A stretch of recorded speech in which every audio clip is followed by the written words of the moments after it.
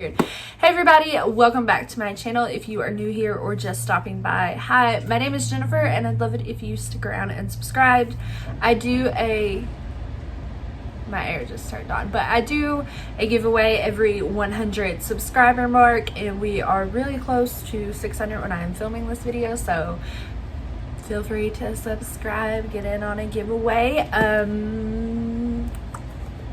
Yeah, so you already know from the title above that we are going to do a true crime story today. I'm super nervous. The first time I'm kind of branching out and doing something like this, and I'm just nervous, okay? So, I did want to, I don't know, kind of explain, I guess. So if you're new here or relatively new, you might not know, but I am really obsessed with true crime, not in like a jealous, I want to do that kind of thing, but in like a what the fuck is wrong with you that made you like chop people up in little pieces and make a stew out of them and stuff like that.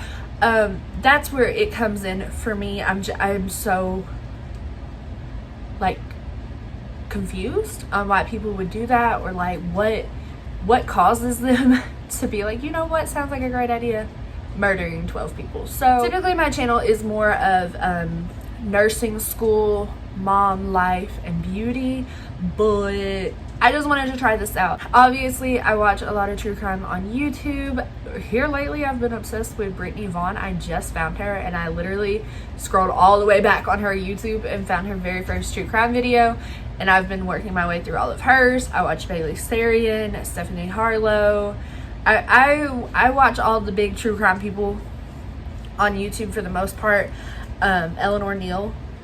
I love me some Eleanor Neal. But yeah, so I thought I would take a whack at it today. You already know from the title, we're going to be talking about this dude right here. His name is Daniel Lee Siebert. Siebert.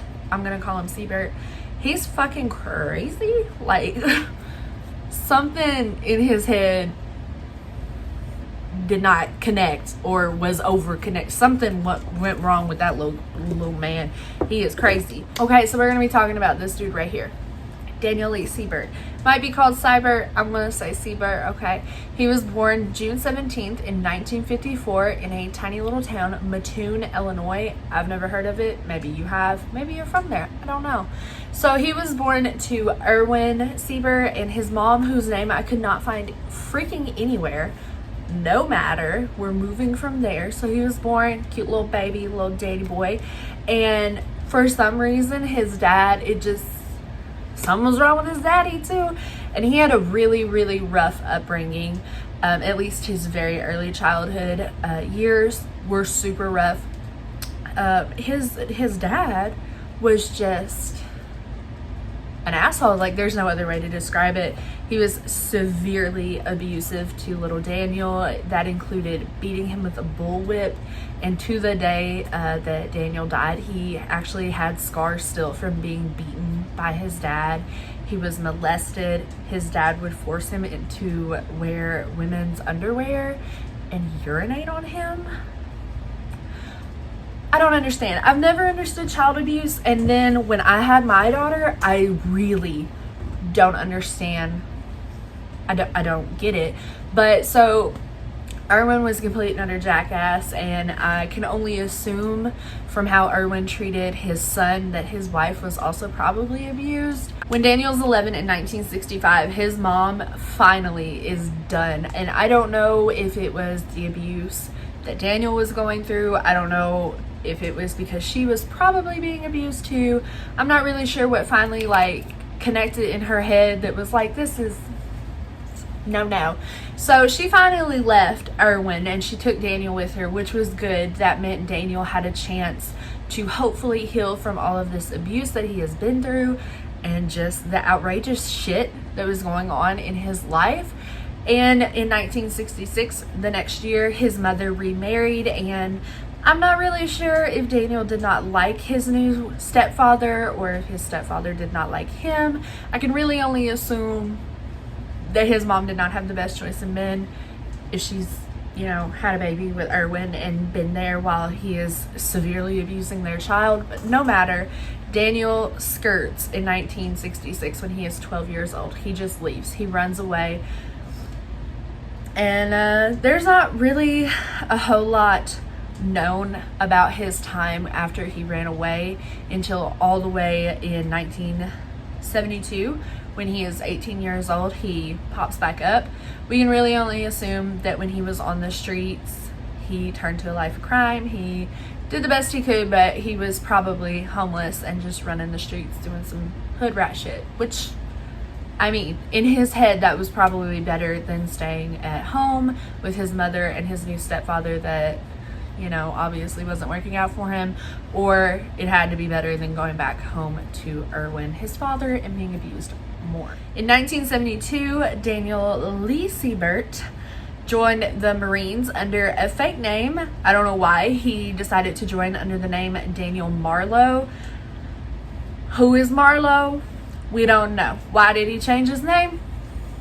I don't know, but he did. In 1972, he ended up in the Marines. So he was assumably dishonorably discharged. Some sources said he was just discharged. Other sources said it was dishonorable because he was not Jihan with the military anymore. But he was discharged very soon after joining. And I don't know why. So many sources. I pulled from like 5 to 6 different sources trying to fill in the gaps. I don't know if it's to protect their identities or what it is, but somewhere between 1973 and 1975, he had 2 children. He had a son and a daughter, and I did find out his son is serving a life sentence. So I think this might be a generational thing, but I could not find their names. I couldn't find anything out about his daughter, and that's probably for the best because you probably wouldn't want to be publicly attached to your dad if he was doing these kind of things, but it's fine. So obviously he did not have a very good relationship with either one of his children, and I couldn't even find out who these children were carried by, who their mama was. I don't know if they had the same mama, different mamas. I don't know who's older. I don't know anything, okay? I don't understand. So whatever. In 1979, he is 20. Math is so hard for me. He's 25 years old, okay? In 1979, he gets his first little merry-go-round ride in a prison. Why? Somehow, little Daniel Siebert / Marlowe, I don't know what he's going by at this exact moment, is in Vegas, and he somehow gets convicted and sent to prison for manslaughter. How did this little boy from Illinois end up in Las Vegas? Who did he manslaughter? How did he get caught? I don't know. That's what I'm saying. I don't get all the gaps in these stories, but no matter. So he's in prison. He is serving time for manslaughter. After being released from prison for his manslaughter conviction in 1985, Daniel began going by the name Danny Spence. Now I kind of get why he would use a different name if he didn't want his past to follow him, but I still don't understand why he joined the Marines as Daniel Marlowe, but no matter. Now our boy is Danny Spence, and I'm probably just going to call him Daniel or Danny from now on because he's changed his name 3 times and it's kind of getting confusing here. So in December of 1985, Danny was hitchhiking through Alabama and just hitchhiking. He was just living his best life. I don't know how he ended up in Alabama. The last we heard from Boy, he was up in Nevada being released, but he's all the way down in Alabama again. He is hitchhiking, and finally a car pulls over, and the man driving this car's name is Donald Herndon. So Donald, somehow, I guess he was trying to be a good Samaritan. He passed Danny hitchhiking and saw that he was carrying like an artist case, like an art case, you know, like a case for art tools, I guess. I don't know. He saw that he was carrying an art case, and Donald Herndon was actually driving to go back to the school where he worked in Talladega, Alabama, and it was the Institute for the Deaf and Blind. which apparently this is like a super sophisticated school. It helps teach young adults and children how to cope with their, I don't want to say disability, because a lot of people that suffer from blindness and deafness don't consider it a disability, but to help them figure out how to navigate life, to teach them sign language, to teach them how to read Braille and all that good stuff. So Mr. Herndon was on his way back to be a teacher over there. He picks up Danny and he's like, hey, I see you have an art case. That's nice. And Danny's like, yeah, totally. He doesn't feel the need. I mean, I don't know why you would, but Danny doesn't disclose that he's already been to prison for manslaughter. He doesn't really give a lot of personal details other than his name is Danny Spence. And for some reason, Donald Herndon was like, you know, you could come work with me at this Institute for the Deaf and Blind. You'd be a great fit. You want to come? And thankfully, Danny Spence was like, no, I don't really know much about you. I don't know I don't know why you would want to offer me a job. I guess you're just trying to be nice, but no, I'm good. And he turns him down. So I can only assume that Mr. Herndon dropped Danny off in Talladega, Alabama when they got there, and they parted ways because Danny didn't want to take this job at the school. However, in January of 1986, just a month later, Mr. Herndon, you know, is at this fancy, sophisticated school, and he opens his door, and there's Danny Spence. And Danny's like, you know what? I changed my mind. I would actually like that job. And Mr. Herndon, trying to just be a nice person and help somebody, he's like, absolutely. For sure, you know, it's on a volunteer basis. You can teach art. And Danny's like, that's great. I have an art case with me. And they end up being roommates, but not for very long, because soon after moving in with Mr. Herndon, Danny started showing interest in a student, and that was obviously against the rules. You weren't supposed to be commingling out there with your students, obviously. And I don't know why either, but instead of Donald Herndon being like, we're not doing that, you need to leave, he left. Donald left. I don't get it either, but it's all fine. So Herndon leaves, he moves out, and now Danny Spence is just on his own. And the student that he piqued an interest in, her name was Sherry Weathers. Super pretty. She was hard of hearing, and she was 24 years old. She was also a single mother to 2 small children, Joseph, who was 4, and Chad, who was 5. She lived in an apartment building very close to the campus, and some reports say that her and Danny Spence were dating. Others said that Danny was just super interested in her. Either way, she was a student at the school, and Danny was a volunteer art teacher.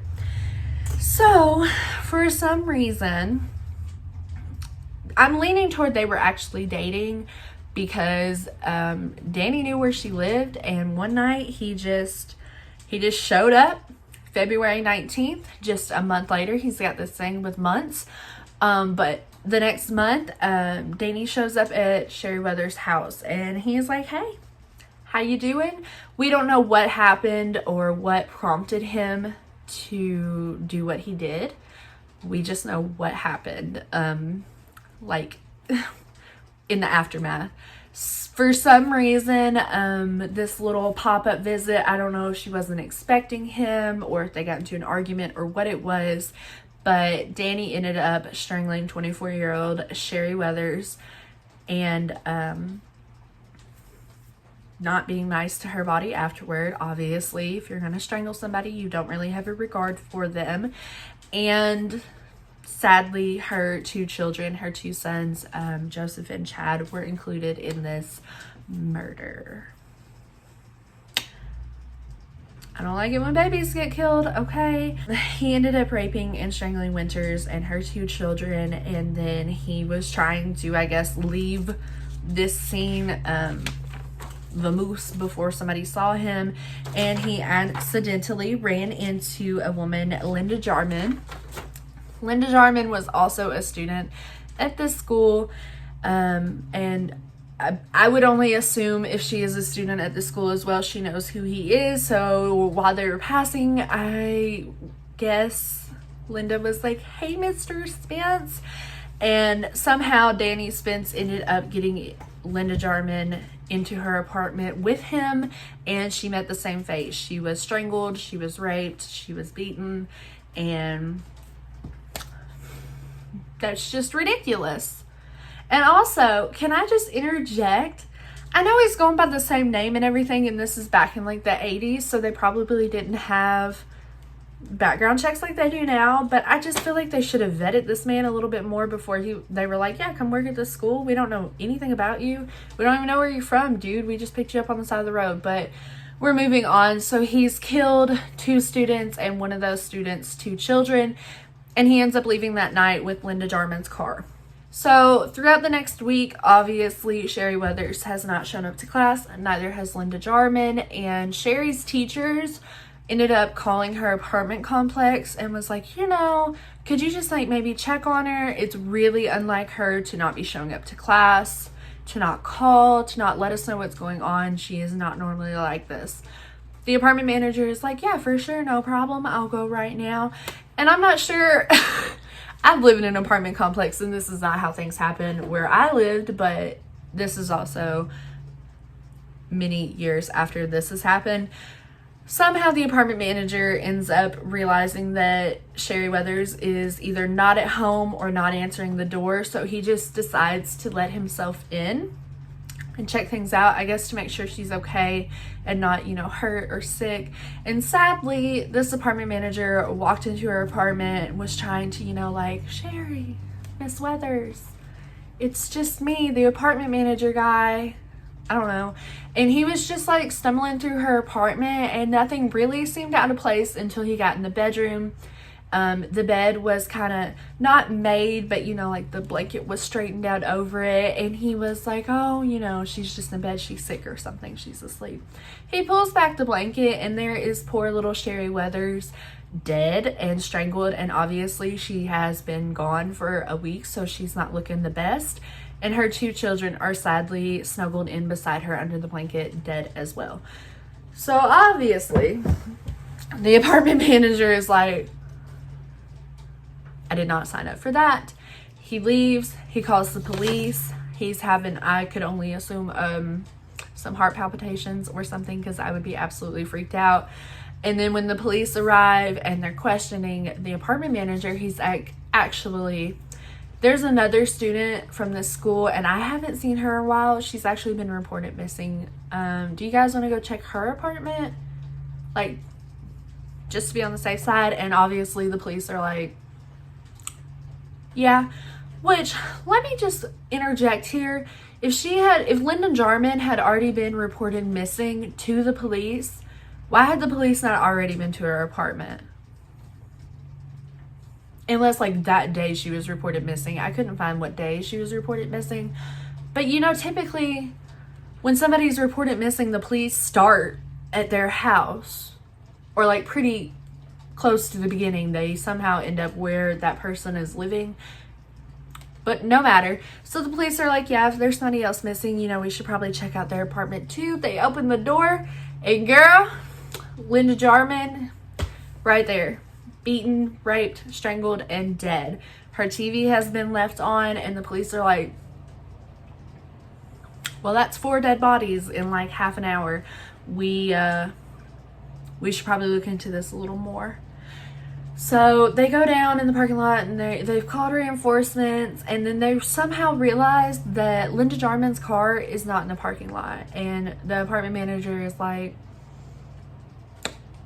she always had her car. Like, wherever she was, that car was. So somebody has taken that car. So they reported this car missing, and I really don't know back in the 80s if they had that little bolo situation to be on the lookout for order, but they can't find the car. The car is missing. There are 4 dead people, 2 children, 2 women. They are both students at this school. So obviously the police are like, we should probably go to the school and ask around, As they're investigating all of this and the 4 murders, they go to the school, obviously, because both women were students there, and they learn that there is one teacher that has not been at school lately. He actually has not been at the school since February 20th. And if we remember, these murders took place on the 19th. So he hasn't been at school since the day after all these people showed up dead. So the police are obviously like, that's probably our dude. Who is it? The school tells him, Danny Spence, he hasn't been here. He's a volunteer art teacher. And I'm not sure what exactly they learned from that, because I can't imagine the school knew that much about him. He had only been there for a month or so. He was a volunteer, and that wasn't even his real name. So I can't imagine the school helped out a ton other than giving them Danny's alias. But while all of this is happening, another body is found. Another freaking body is found. Danny, whatever you want to call him, he is just back and forth. Now he has killed 5 people. During this investigation at the end of February, the body of Cheryl Evans is found as well, right outside of Talladega, Alabama. Sherry was a sex worker, which is not an excuse for somebody to be murdered, but that is what every single source reported. She was found in the midst of all of this. The police are just kind of shit out of luck right now. There's obviously not a lot of records about Daniel Spence because it's an alias. They can't find him. Linda Jarmin's car is missing, and now there are 5 dead bodies and no leads here. So for a month, everything's just kind of vibing on through. They don't know what to do. They have nothing to investigate. They don't know what to do until March 3rd, 1986. A couple weeks. Linda Jarmin's stolen car was found but Linda Jarmin's car was found in Kentucky on Interstate 69, I-69. Her car was found all the way in Kentucky, and once the car was found and they realized it was Linda Jarmin's, they're creeping around, they're trying to find stuff in the car. Obviously, there are a ton of fingerprints all over the car. Nearby, they find a camp, and at this little campsite, they find a forged birth certificate for Daniel Spence. The teacher they're looking for. They find a shit ton of women's underwear, which I don't really understand where all these women's underwear came from. They didn't say they were any of the victims' underwear. They just said women's underwear. And they just find a bunch of... They find a bunch of shit. Okay, so there's the car with Daniel Lee Spence's, Siebert, whatever you want to call him, with Danny's fingerprints in it that's been reported stolen in close connection to 5 murders now, back in Alabama. Right beside this car in the woods, they find a campsite with Danny's fake birth certificate in it, all around it, edit, whatever. All these women's drawers and more of his fingerprints. So at this point, police are like, okay, he's no longer, a person of interest. He is our number 1 suspect, and a manhunt ensues. They don't know where he is. He's went from being born in Illinois up to Nevada, down here to Alabama, now a car and some stuff connecting to him is in Kentucky. So it's like a nationwide manhunt, but this is back in the 80s. There's not near as many technological advances back then. During this manhunt, Danny is being reported as being seen all over the freaking country. He's been reported in pretty much every freaking state in America and even up in Canada. So the police are kind of like, this does not really help me out here at all. But while they're trying to find him and they're taking all these tips and all these sightings and they're trying to filter through them to figure out which ones are credible and which ones, I don't know why people do this, but people call in the most bogus tips. I don't know if it's they want to interject themselves into an investigation, if they think it's funny, but it's not. They're trying to filter through all this stuff. Meanwhile, while all of this is happening, there's another body found. This time it is the body of 32-year-old Linda Odom, who was a waitress, reportedly in a relationship with, you guessed it, our boy Danny Spence. She was found just outside of Talladega as well. So now our boy is up to 6 murders. And I can't find him. Oh my God. I say this is bizarre and that would never happen now with like the technology we have. But it really does happen currently right now. Brian Laundrie is just out frolicking in the streets in Florida and nobody can find him. But you know, it's just weird. So after a 6-month-long manhunt, 6 months I can't find this man. 6 months. That's a half a freaking year that they cannot find Danny. They don't know what state he's in. They don't know what he's doing. They don't know if he's changed his appearance because he's went through some stages here. He went through his little Bob Ross artsy fartsy teacher, his little creeper over here. They don't know what he looks like. They don't know if he's going by a different name because obviously they know Danny Spence is not his real name, but they really don't know who he is still. Finally, in September of 1986, 6 months after they have decided that Danny is our boy, we have got to find him, they get another call. They get another tip called in, and obviously at this point the police are probably a little bogged down on these tips because clearly none of them have led to anything. But this particular call was from a close friend of Danny Spence. They called, they reported that Danny had called them asking, I could only assume, for money or shelter or help in some way because he is on the run. And you know, the police look into this and they're like, you know what? That's fine. We believe you. We're coming to your house. We're going to tap your phone. And the next time he calls, we're going to trace it and we're going to find this dude. And that's exactly what they do. They wait for Danny to call his little friend again. And when he does, they trace him. They trace the call. And they trace it all the freaking way back to Hurricane Mills, Tennessee. So I don't know if y'all know about the map, but I know pretty well about this area because I live in Kentucky. So Kentucky is right here, Tennessee is right here, and Alabama is like literally right here. He is in Hurricane Mills, Tennessee, which is also a small town. He is obviously trying to stay out of big giant cities, which if you really think about it, you should go to a really busy city with like tons of people. We're moving on. So, you know, Alabama police call Tennessee police and they're like, yo, we traced the call from a known serial killer to your town. What are you gonna do about it? Tennessee police. My air conditioner is making me mad. The Tennessee police are like, do what? What?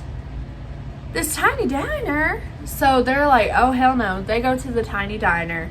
They're showing pictures around of Danny Spence. I don't know which one because he's went through some phases here. But they're showing pictures and a lot of people that work at the diner are like, yeah, that's Danny. And they're like, that's Danny? You seem really like calm. How do you know this man? And they're like, oh, he's our new maintenance man. You know, he just got hired. It's just our weird maintenance man. And the police are like, you don't say. So they camp out, I guess, at this diner, and the next morning when Danny comes in to report for work, he is immediately arrested. Thank God. 6 months this man has just been killing people, hurting everyone, just fucking up the whole southeast area of the United States of America. They finally have him in handcuffs. Thank God. Thank God. You would think if somebody has managed to evade the police for 6 months and kill, hold up, Sherry, 2 boys, Linda, and Cheryl, 6 people, 6 months, 6 people, that he would, you know, try to hustle it out a little bit, you know, try to be, no, that's not me. No, Danny started confessing immediately. He confesses to the murders of Linda Jarmin, Linda Odom, Sherry Winters, and her 2 children, Joseph and Chad. And he had the audacity to suggest that there were more that the police were unaware of. See, at first when he was like, there's more, they're like, yeah, obviously. Cheryl, you know, you're missing some. No. He was like, no, there are others. There are more. Quote, maybe a dozen, maybe more. I try to put these things out of my mind. You know, a really good way to keep those things out of your mind is to just not go around murdering people, Danny. But I digress.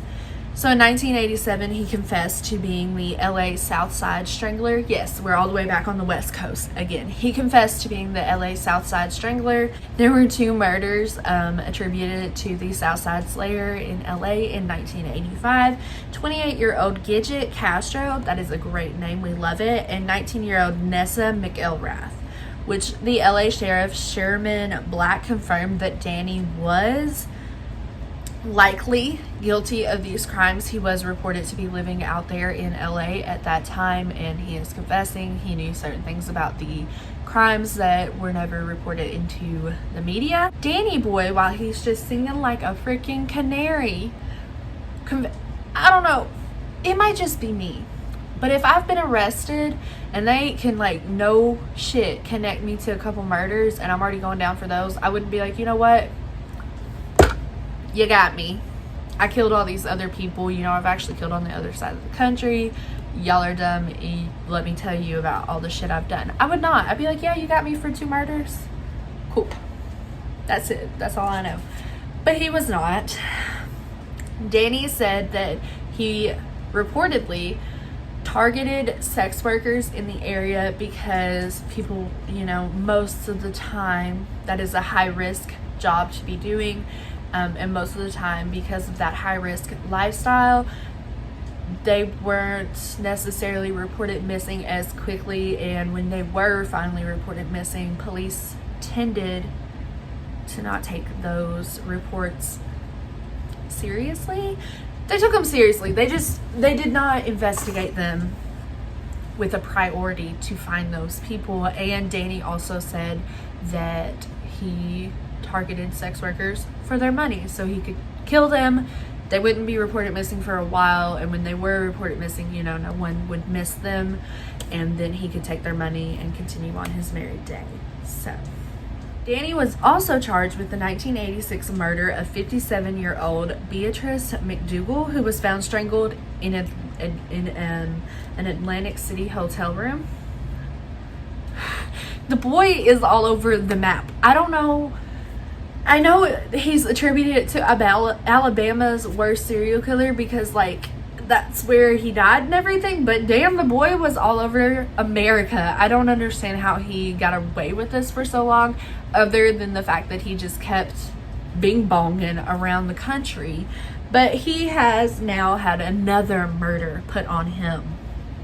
So, on March 21st, 1987, Daniel Lee Siebert was convicted of the 5 murders and sentenced to death for the murders of Sherry Winters and her 2 children and Linda Jarmin. The rest of the murders that he was put on trial for, he received life sentences for. So, Danny ain't getting out of prison anytime soon. He is literally going to die in prison from waiting on being executed, or he is going to be executed, which is good. I'm just saying. The man is horrible. He does not deserve to go free. He is going to spend the rest of his life in prison, whether he ends up going out from being old or from a lethal injection. He's not going to be leaving. We like it. Danny is sitting in prison. He ends up being diagnosed with pancreatic cancer, which God's timing is always right, okay? This horrific man, karma is coming back for him. He is now being diagnosed with pancreatic cancer. He is receiving treatment, but cancer is painful. Pancreatic cancer is super painful. And 9 times out of 10, I'm putting my nursing school learnings in here. 9 times out of 10, pancreatic cancer is found when it is far too late for treatment, other than palliative treatment. So he is in prison receiving treatments for his pancreatic cancer, and the boy, Danny, has the audacity to start filing a bunch of appeals saying that it is unconstitutional for him to be executed by lethal injection because that 3-part injection would interact badly with his cancer medications and it would cause him unnecessary pain. You've killed multiple people. You've killed children. Don't nobody care about if you're in pain, okay? They want you to die. That's all I'm gonna say. But for some reason, the DOC is considering this, and they're trying to take their time and, you know, figure out, is that unconstitutional? Should we just go ahead and fry him up anyway?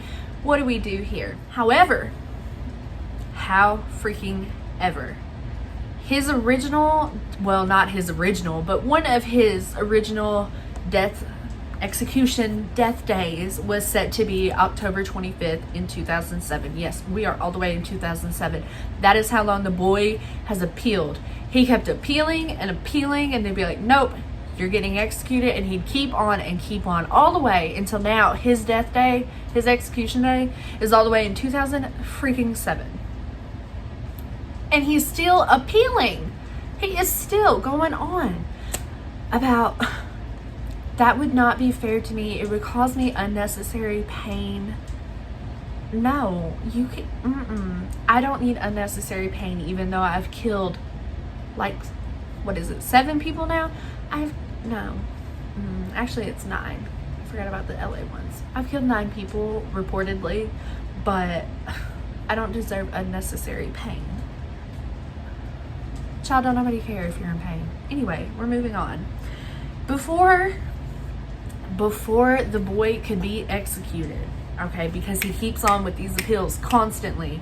Before he can be executed, Danny Lee Siebert died at the Holman prison in Alabama on April 22nd, 2008, from complications of his pancreatic cancer. The executive secretary of Hope to Abolish the Death Penalty, Esther Brown, stated, quote, he certainly hoped to die from cancer before he was executed. It is a shame that he got what he wanted, but the people who he brutally executed had no say in the matter at all.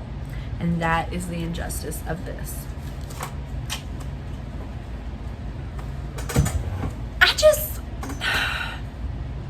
Let me ask a few questions. Let me just ask a few questions. Let's go all the way back to the beginning. What is wrong with his father for treating him like that? Okay. Why come when he was arrested all the way back in Nevada? Okay, I understand. I didn't read that he was paroled out. He was just released. You know, he could have finished his sentence. But I understand he was not on parole, so they're not keeping like super close tabs on him. But do people who have been convicted of brutal murders and manslaughter and rapes and assaults, do those like violent offenders, do they not have to like let people know where they are? Like, does the DOC not keep any type of tabs on them? That's all I'm saying. Those few things. Furthermore, why I just have so many questions. I really cannot get past his appealing, saying that the lethal injection, the 3-part cocktail, would be cruel and inhumane. Like, it wasn't inhumane that he's killed all these women and children and just been a complete and utter ass. That is the story of Daniel Lee Siebert. He is the most prolific serial killer on record in Alabama. And what a twat, honestly. I'm trying to think if I have anything else to add. I was kind of interjecting my shit all the way through the video. I don't understand. That is it for this video. My first true crime video. I might have gotten a little riled up. I know I've been swinging around here a little bit more than normal. Let me know down below in the comments how you feel about this. Have you heard of Daniel Lee Siebert? Because I had not. Which is also weird because I live like in a neighboring state of Alabama. I had never heard of him. Researching this case was just... what? It just... I don't know if it freaked me out so much because it was relatively close to me, if it was because of Sherry Weather's 2 children, or if it was the college kid situation because I have a young child. I'm in college, and I don't know. Every time I was like researching this while Ellie was running around, and I'd look up and I'd be like, come give mama a hug. Let me just... a little extra hug, a little extra love, you know. stranger danger. Okay, so let me know down below though what you're thinking about this. Definitely let me know if you like the video. I do think I'm gonna go ahead and film the next one in this series just because I have already done my research on him. So how do we feel about 49 more of these videos? And then I think I'm gonna start branching out a little bit. I really enjoyed the research for this and getting to film it. I'm gonna stop rambling and I will see you all in my next one. Bye guys.